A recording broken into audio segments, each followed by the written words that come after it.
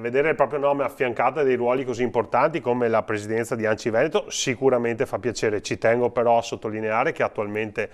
il presidente è Maria Rosa Pavanello, che tra l'altro sta svolgendo al meglio il proprio ruolo, sta facendo un ottimo lavoro in rappresentanza di tutti i sindaci in modo assolutamente trasversale, portando a casa dei risultati importanti.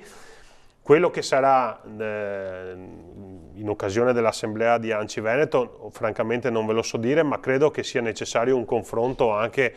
con l'assemblea dei sindaci e credo che ci siano in atto comunque delle trattative anche a livello nazionale per capire un po' la distribuzione nei territori